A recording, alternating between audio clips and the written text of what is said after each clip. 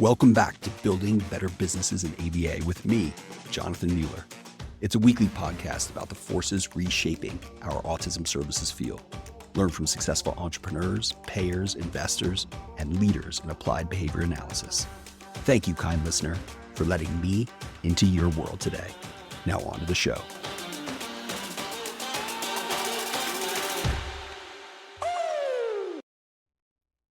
My name is Jonathan Mueller. I'm the host of Building Better Businesses in ABA podcast. And my guest today is Amanda Fullbright. Amanda is the Senior VP of Learning and Performance Development for Bluesprig Pediatrics, where the departments earn international accreditation from the Accrediting Alliance for Training and Development and the 2022 Learning in Practice Silver Award. We'll have to learn more about those. Amanda earned her bachelor's and master's degrees from the University of North Texas. She's a BCBA and licensed in multiple states. And she shares a birthday with my daughter, Clarabelle, April 15th. Amanda, welcome to the pod. Thank you. Thanks for having me.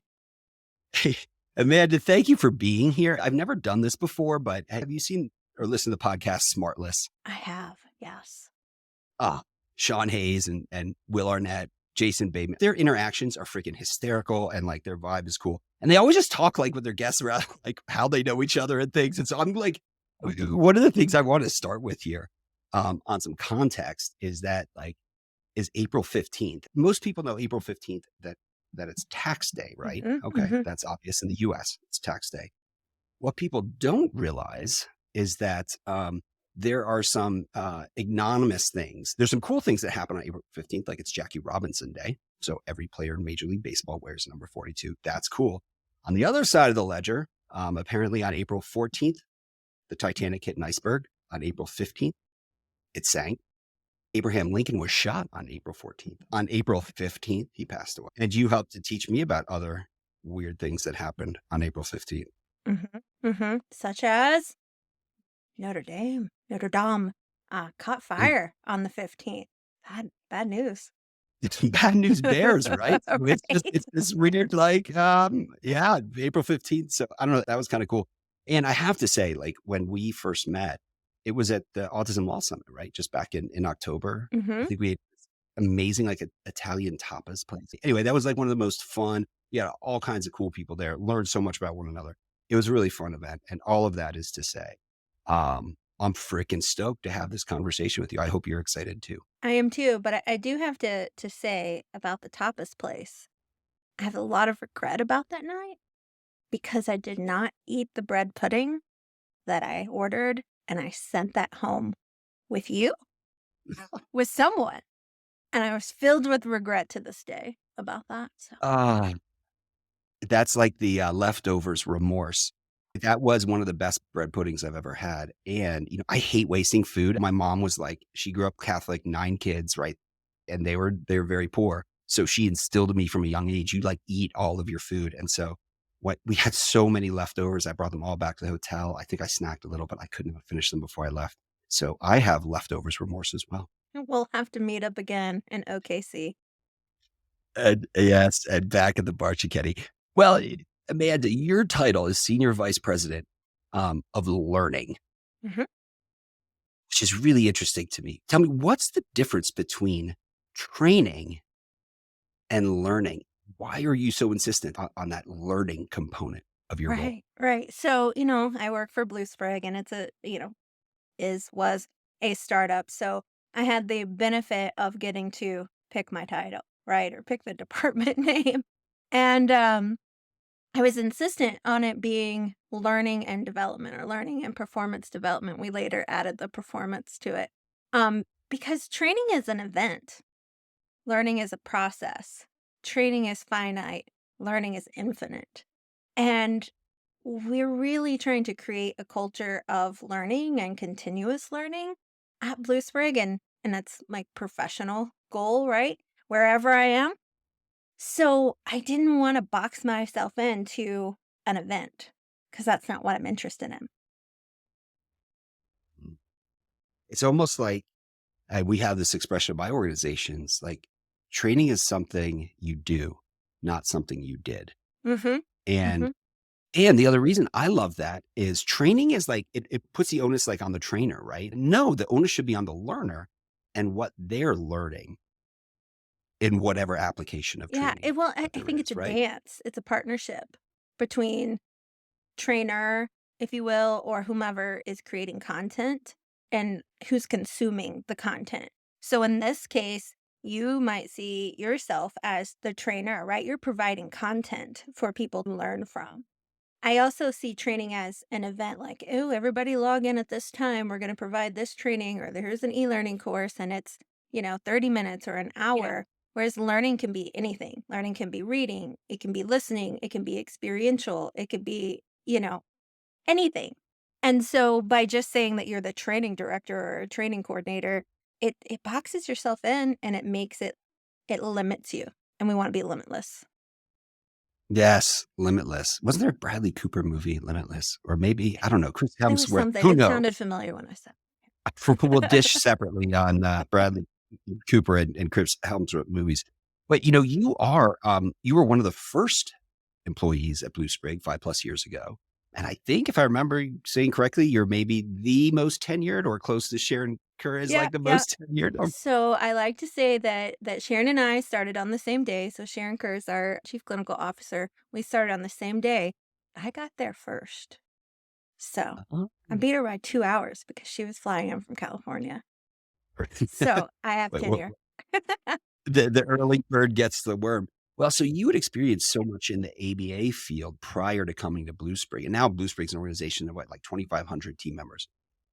But you'd experienced, I'm sure, so many pain points when it comes to this learning slash training. Like, how did those pain points that you experienced inform how you built a learning and performance development department? Yeah, that's a great question. I like to think that learning also speaks to evolution.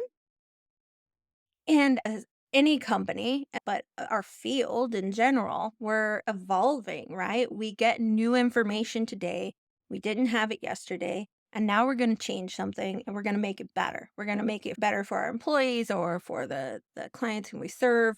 So we really approach learning programs as being okay with evolution and celebrating it. Like change gets such a bad rap, but if you look at it as evolution and you celebrate that whenever you can, it's a lot easier to evolve. And so we never look at our programs as done.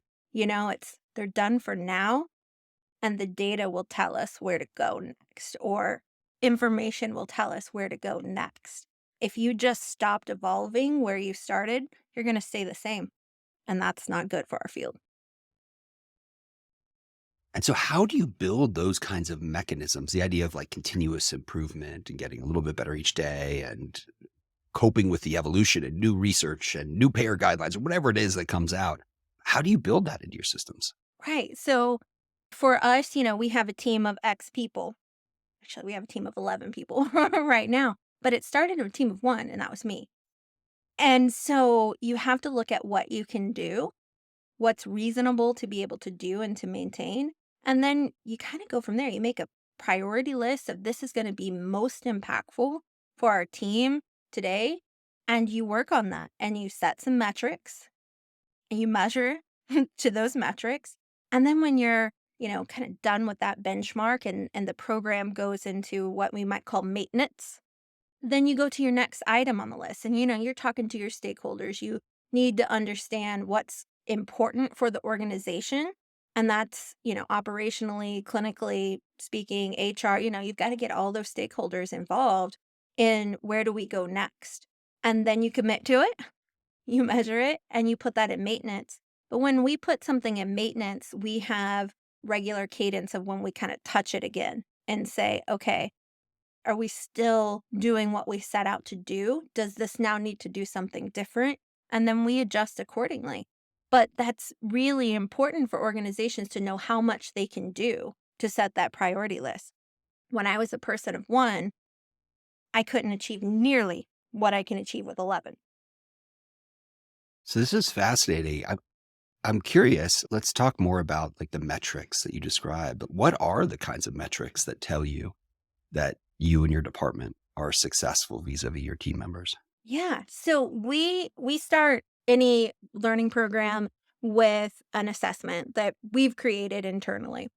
And so we ask, what do you want to achieve out of this? That's the most important question is what outcomes are you looking for? And then the next question is, okay, what do these people have to do to achieve those outcomes? And we backtrack from there. How many people does this affect? Are these all of the RBTs in the organization, or is this one center in Oregon, you know? And so from that assessment, we decide what are the modalities of training that we're going to use that are going to best achieve those outcomes. And then how are we going to know we were successful? So, depending on what outcome we're looking for, changes how we're going to measure it. Generally speaking, we like to use the Kirkpatrick model of evaluation. Are you familiar with that, Jonathan? I'm not. Tell me more. Yeah, the Kirkpatrick model of evaluation kind of looks at three levels of evaluation. So the reaction is, do people like it? Then learning, did they learn something? Which are generally really easy to measure those two things with like a survey or maybe a test at the end of a course or something like that. And then level three is behavior. Did you get a change in behavior? That's where you start to see some return on investment. That's generally why we would do training, spend the time to do training is to get some change in behavior. That's hard to measure, um, because you need people to observe and measure that behavior, right? And then four is results. What were your results out of it? So, like, did turnover decrease? Were you able to train people in a shorter duration of time? Did your pass rates on your RBT exam go up? Things like that. Those are the kind of the ROIs. So we are generally using some level of the Kirkpatrick model when we are measuring our training programs.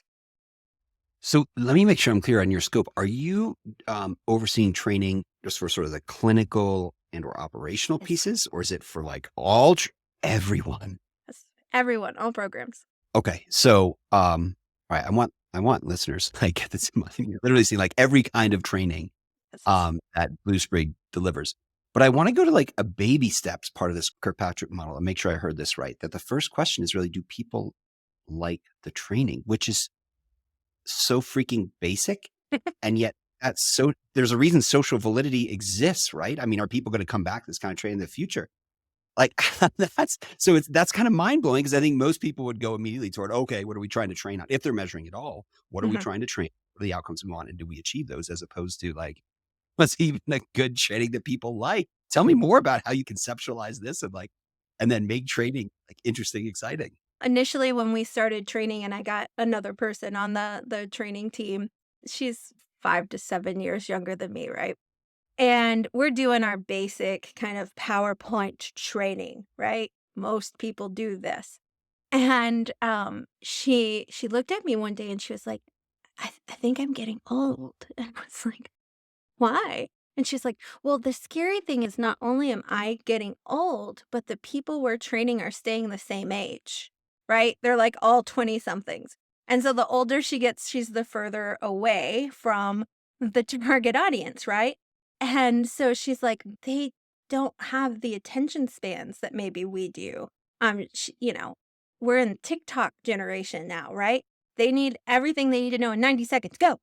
And so we really started to evaluate the modality of how we train and how do we break out of the PowerPoint box, right? How do we get out of this presentation mode and to create a training that resonates with our target audience? And at Bluesprig and probably many ABA companies, our target audience is in their early to mid 20s and they don't want to listen to your PowerPoint. So, how do we get them the information they need, when they need it, and how they best learn? So what does that end up looking like? Is that like TikTok, like 9 second like trainings? Or how do you like have this balance of making it fun and accessible, yet actually getting concepts across? Right. So, we, over the last couple of years, have started playing around with what's called micro trainings. So, anything that's small bite sized pieces. We try to put training like in the flow of work. So if you're doing training on something like how to convert a timesheet or something, pop up that training during that time. Try to look at that while you're right before you do this. Don't go and everybody do this one training at 8 o'clock in the morning on Monday. No, no. Like do it right before you convert your timesheet because that's where it's going to help you most, right? And so short bites, as short as possible, to get the information across. They can always rewatch it. We can always give you a job aid on top of it, but don't make training any longer than it has to. That has dual benefits because now you're not paying a lot of people to sit in training that is not useful.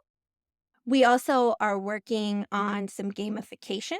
So making things more scenario based or game based, things like earning badges for doing things or scenario-based game training like um, I'm a operations manager and I have to make my center safe. So it's a little game that they can play where they go through and move the bleach to the locked cabinet and things like that. So we're trying to think outside the box from what we all kind of grew up on and what's new. And so we kind of sit in this juxtaposition of behavior analyst meets instructional designer meets graphics designer meets gamer. Like it's the coolest place to be. I love sitting where I am right now and getting to use my brain in a very different way than I probably expected when I was 20 something. That's so cool on so many levels. And this whole idea of instructional design, like, is really important and like putting yourself in the learner's shoes, right? And Mhm. what's going to be in their workflow. By the way, you mentioned that idea of your colleague who said like there, I get older and the incoming RVTs stay the same. It reminds me like Matthew McConaughey was that the quote from Dazed and Confused where Yes. he had Yes. some inappropriate quote. Anyway, enough said.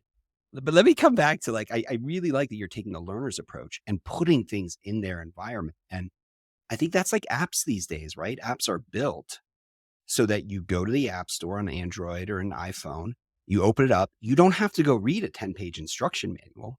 No, it's just it like shows you at the beginning of the app, like click on this and it highlights something and puts tooltips in, right? As reminders and prompts.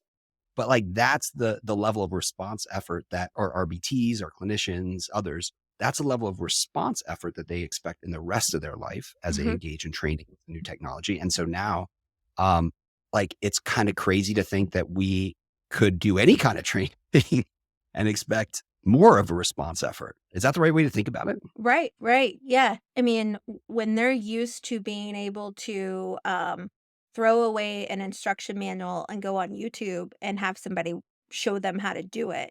And think about that too. Like YouTube, there's probably 10 different videos for everything that's out there. So if one didn't resonate with you within like the first 30 seconds, what are you going to do? Next and go to the next one. So we have to try to respond in a way that makes the learners want to continue learning. Because if I'm checked out and I already hate this 30 seconds in, what is the likelihood of me retaining a damn thing that you're about to tell me? So I'm not saying that we're perfect. I mean, we're dealing with thousands of people here. We're not going to be able to hit on every single person's learning style, but we're trying. And I think that is a good place to start. Absolutely. And I think that's more than much of our field is doing. Now, you have someone on your team that like their entire job is just looking at analytics. Is that right? Yes, yes. Dr. April Foreman, she's our performance analyst and also the person who said she gets older and they get younger. Um, she was the second person to the LPD team. So yeah, she is constantly looking at our data and giving us those metrics and helping to steer us in the right direction and to make changes when we need to make them and to stay the course when we need to stay the course because what we're doing is working. So tell me more about how, well, just one, the mechanics of how are you storing that data? Is it a learning management system? Is it sitting in like Excel spreadsheets somewhere? And then two, what is sort of like a rhythm of how she and you are looking at data? What are the kinds of things you look at and what are the types of decisions that you might make based on seeing um, that data? Yeah, for the most part, our data live in our learning management system, and that's where we're pulling the data out of. And so she's looking at just about every program we have, she's looking at on some cadence. And that cadence is dictated by what phase are we in? Are we like in a pilot phase? In which case are probably looking at daily or weekly data. Are we in a maintenance phase where it might be monthly or quarterly that we're evaluating those data. So it really depends on where the program is at. Most of our maintenance kind of programs that are running are quarterly basis that we are evaluating the data. But our newer programs are usually in kind of a weekly to monthly data set that we're looking at. So most of it is in our learning management system that we can pull out into like an Excel or CVC. And then she puts a lot of it in Power BI so that we have dashboards to look at for a lot of our maintenance programs.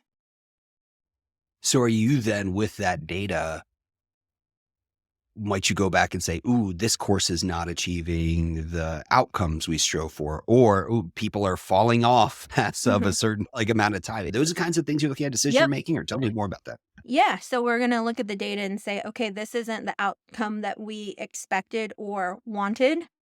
Let's go in and do some performance analysis and see where are we falling short here. Is this tools and resources? Our team doesn't have the tools and resources to achieve the outcome. Is this something to do with the instruction? Like we could do better in the design of the course or the materials that are involved? Is this a reinforcement issue? Do we need to work on some contingencies out in the field? Because we don't hold the tokens on the LPD team. We don't hold those contingencies. We just help reinforce those. So we might have to talk to some stakeholders about putting some different things in place. So we go through kind of some performance analysis at that point to try to figure out what do we need to tweak. Then we tweak it, and then at that point, because we've changed something, we're going to probably measure and evaluate sooner than quarterly at that point.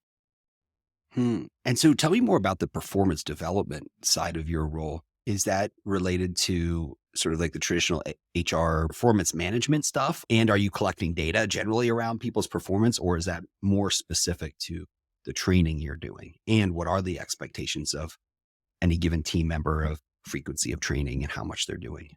Yeah, so it's more related to more of like an OBM perhaps perspective. In that case, I also have gone through Dr. Carl Binder's program at the Performance Thinking Network. So I'm a certified performance thinker. So that is something that I bring really heavily into my role at Bluesprig in the LPD department. So we can look at behavior and analyze it on an individual basis. Like, say, if somebody is struggling to get through training, or if they're one of our interns and is struggling, we can look at a micro level, or we can take it and zoom all the way out and look at processes on more of a macro level. Hold on. Let's back up. You are a certified performance thinker. Amanda, Yes. I have to better understand what that means. Yeah, so, Dr. Carl Binder, if you're familiar with him, has a company, it's the Performance Thinking Network, and he does some of the coolest work. And one of my colleagues from grad school, Shane Isley, works with him, and they have, like, a coaching program and a performance thinking program. Was in the performance thinking program, like, at a more organizational level, but then they have a coach program that might be more for supervisors and things like that. And they teach people to, analyze performance issues and do better work at their organization. Really cool folks. You should have them on your podcast. Is that like in analyzing and thinking about performance, is that like the PDC that the like for human services, the performance diagnostic checklist that I think was that Carr and Bailey and others? In the realm, I mean, that's a little bit more traditional OBM, and Carl could tell you much more eloquently than I how his work is outside of the OBM realm. But it's related. Neat. Hey, tell me, how'd you choose your learning management system? And are you generally happy with it? I am. I'm generally happy with it. Because of the amount of data we collect, I'm always want a little bit more and a little bit more. Um, but we wanted to be able to control our content completely, and be able to use different modalities of content uploaded. So we use different authoring tools, depending on what type of trading we're doing, like we talked about before. So I wanted to have a range of capabilities there and to be able to change it whenever we saw fit, and I didn't wanna go through anyone to be able to do that. We wanted a lot of data, a lot of reporting, robust reporting, capabilities, and we wanted the interface to be really clean and simple. Going back to the user, the average user that's going to use this system is used to that clean design system, that we kinda see now. So we wanted it to be really user-friendly and really streamlined, and I think we've got it. We looked at about 10 LMS systems and decided on we used Learn Upon. Learn upon. Mhm. Awesome. We've used a couple few actually at Ascend and Element, both my organizations. It's really interesting. One of the ones we use is actually required for Arizona Medicaid. And so we've Oh, always had to have like a separate stovepipe LMS for like our team members in Arizona. Anyway, and it's fine. I haven't been necessarily a raving fan of any LMS in particular that I've used, but I think that idea of like the ability to control content of using like videos, right? And authoring, that feels really important to bring like the spirit of your authentic organization, like your values, right? mhm. And who you are and what's important to you and the context of the kiddos you're serving. Like that has felt really important. And so that's where I haven't been in love with LMSs. Although I will say that LMS that we use in Arizona, it's through Relias. The one cool thing I like that it does, it has this automated maintenance schedule where it'll send you an email like 3 days later and it asks a question and you can just click in the email the answer and it says yay or nope, that's not right. And it shows you a pie chart of how many people got it right. It was cool. But Yeah. to your point around, look, training isn't something you do and you're done. Even for one simple lesson, you have to make sure skills maintain over time, which, oh, by the way, is the same as our freaking field and our science and what we Right, do when we're creating right, life-changing outcomes for kiddos, right? right. I mean, and even though you can answer that question, doesn't mean they're gonna do it. Yes, indeed. Indeed. So that's a level 2 of the Kirkpatrick model. That just showed learning happened. We're really much Yes. more concerned with behavior and outcomes. Amen. That's the level 3 is the change in behavior. Yeah. So that is really interesting. Like, how do you measure that? Do you have, like, cameras on people at all times? Or, like, how do you measure whether learning happened? Sometimes I wish. And sometimes I don't, but it might be easier. Um, we really have to partner with our managers out in the field, out at the centers to verify that for us, competency assessments and check-ins and things like that. And we try to make it as easy as humanly possible, but also, measuring behavior is time consuming and, it is kind of what it is. Amen to that. Well, tell me more, man, about, having earned this international accreditation from the Accrediting Alliance for Training and Development, and also that, just I guess in 2022, this Learning and Practice Silver Award. What did y'all have to do to achieve both of those? Yeah, for the accreditation, we had to, fill out a profile of how we kind of run our department, what we're looking at, what we're measuring, and the types of courses that we have, and all the way down to like how we write our objectives for learning and things like that. And so it was a quite lengthy process that we had kind of to send in and have evaluated by this third party to be able to get accredited. For the Silver Award, we nominated our clinical supervisor training to that award. So it's for like the talent management award for that organization. So we were pretty proud of in this year we started a new clinical supervisor training to where they all kind of come together for a 4-week cohort and then go out for the next up to 6 months to kind of continue to build upon those skill sets So we give you everything you need to know to hit the ground running in 4 weeks, and then you kind of continue to build upon that for the next while. So we won the silver award for that program. We were able to show like the high satisfaction from the trainees, but also from the managers of those trainees, and also a reduction in turnover in that position in the first 6 months from starting that program as well. Ooh, tell me more about that. I mean, turnover and retention is always a hot topic in our field, and especially in this last year of the Great Resignation and all the different options that RBTs, BCBAs, just any employee might have. Like, how'd you conceptualize the wanting to reduce retention and then having a program, a clinical supervisor training program that did that? Tell me more. Right. So being in an organization that has, well over 100 locations, it's not likely that I'm ever going to have the budget to go out and travel to these locations, right? Every time somebody starts. So we originally left the onboarding to each individual center for those positions. We gave them like a toolkit, and here you go, and here's how to do the onboarding. And what we were finding is that those employees at those locations didn't feel, in general, connected to the big picture of Blue Sprig. They didn't feel connected to the organization as a whole or even locations down the street. Um, some of them are relatively small or new locations, and maybe they're the only person there. So, how do I connect with my peers? I have no peers in these four walls. And so, our theory was that if we were able to connect them to the big picture, connect them to our mission and values from day one, and connect them to other resources, such as like the LPD, for one, and also other peers, that their satisfaction in that first 3 to 6 months would increase.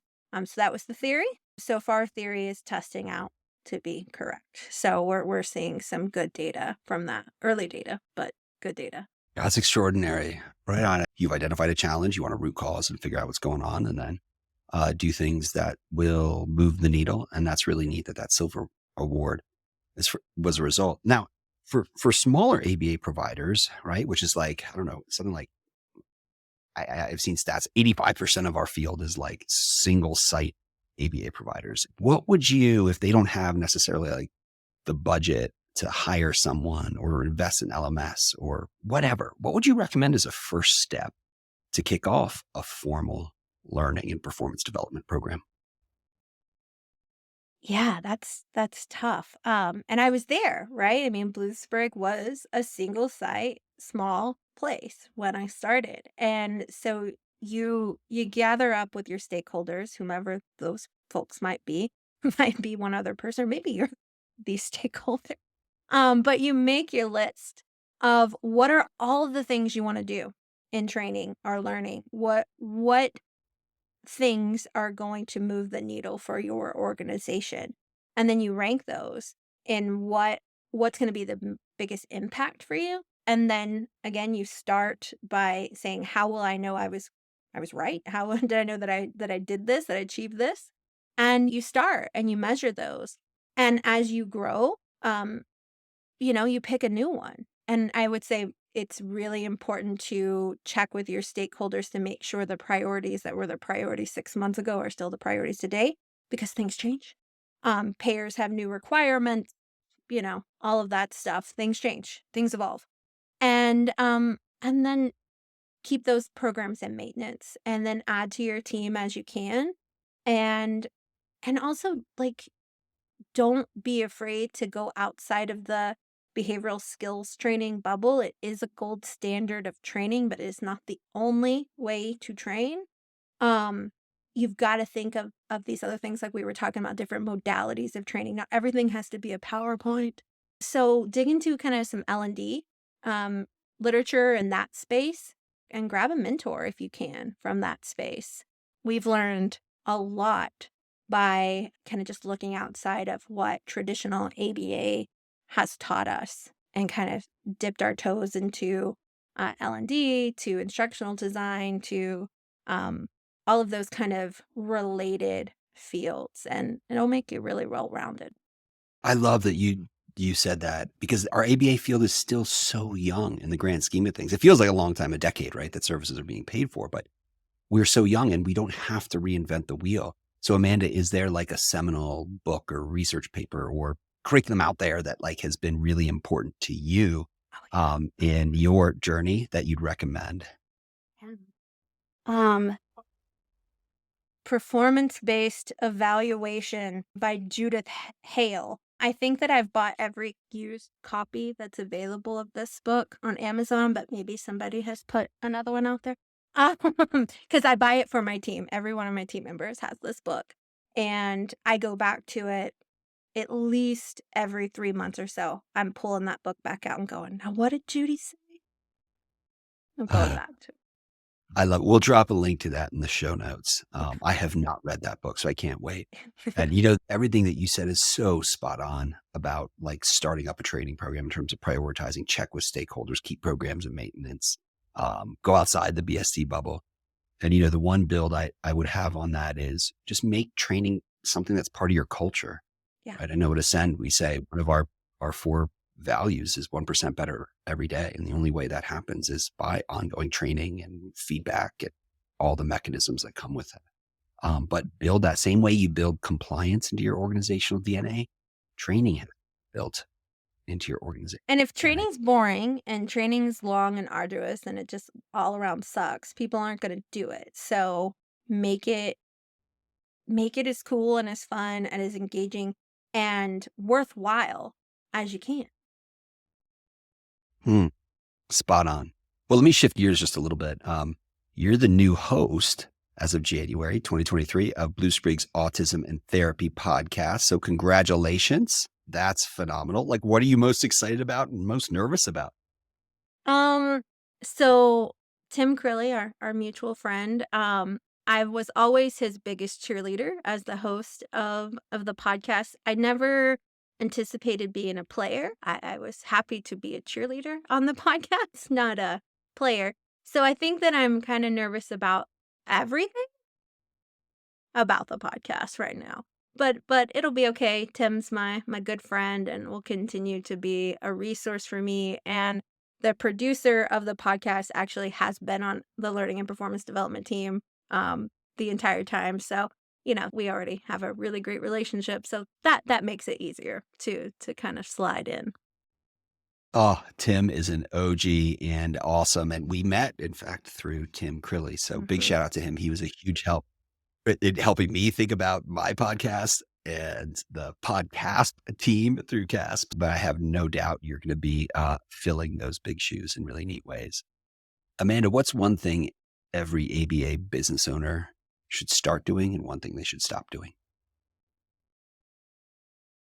I think if they're not already, they definitely need to take data on whatever's important to them and use that data and stop collecting data that's not useful. Like use that time to do something else. So, we might collect data like survey data on a particular program, but after it's in maintenance, we might say, we don't need a 10 question survey. We need a 1 question survey. We kind of got the information we need. So now we can spend that time that we were analyzing the data and think about the people who were taking the survey. They can go use that time somewhere else.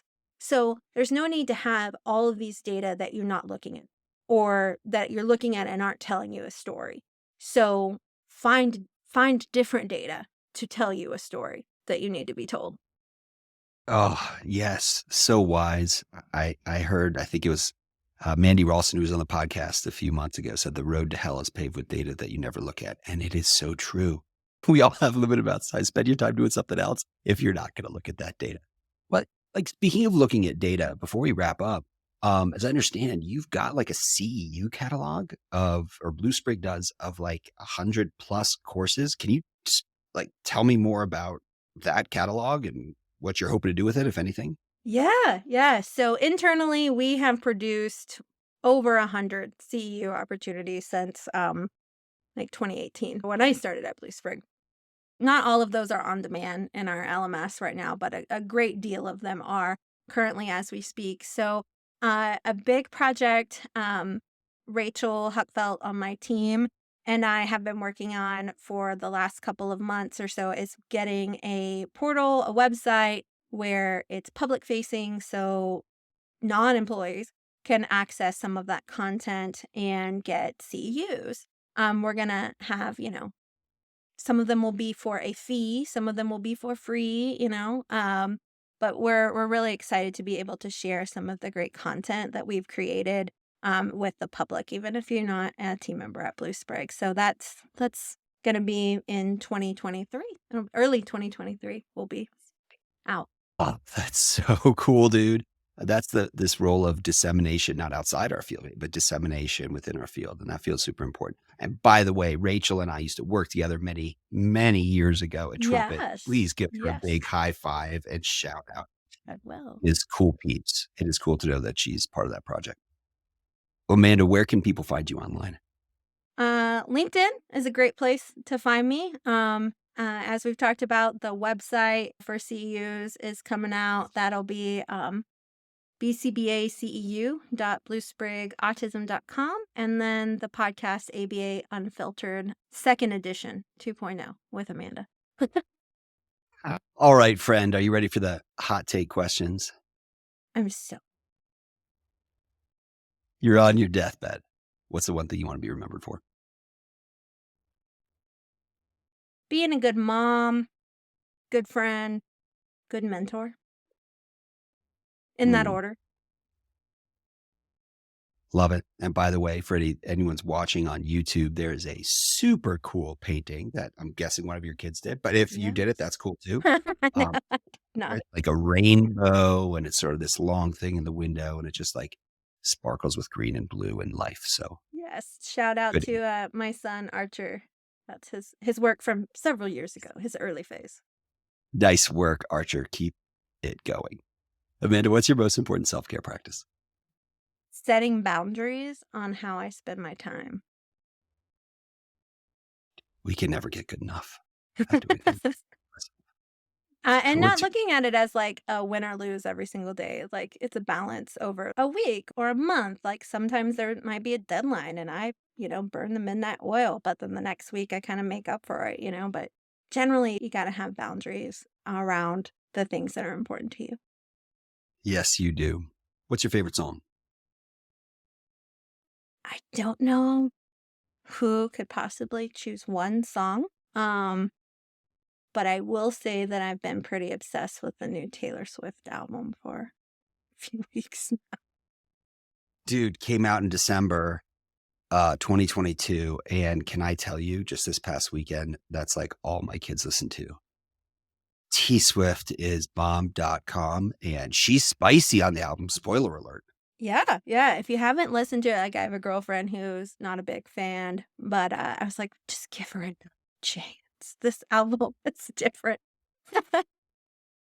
We were listening to it early Saturday morning, and like my 7-year-old is lying on the couch and I'm making coffee, and all of a sudden T Swift is dropping F bombs left and right. I'm Yeah. like, yes, you go, girl. And Jillian starts dropping the F bombs back at me. I'm like, hey, that's all right. That's what Yeah. happened. I don't believe in too much censorship, so good. Right. If you could give your 18-year-old self one piece of advice, what would it be? That things have a beautiful way of working out, even if they're not the way you plan them. Hmm. Truer words of wisdom have not been spoken. But you can only wear one style of footwear, Amanda. What would it be? Flip-flops. Nice. A beach bum at heart? Um, yeah, maybe. Yeah. Yeah, or pool bum, one of the two. Yeah. I'm a little far from the beach in Dallas, but yeah. Pool bum works too. Well, Amanda, high fives, dude. This has been super fun, deeply insightful. I've got like a reading list now of stuff that I want to go get to. Thank you so Awesome. much for coming on the pod and sharing your wisdom. Thank you for having me, and I hope to see you on ABA Unfiltered sometime. You know it. All right, thank you. Hey, kind listener. Thanks for tuning in. If you like this episode, can you do me a favor? Give me a rating on your favorite podcast channel. It helps more values-aligned people like you find the pod. Till next time, peace.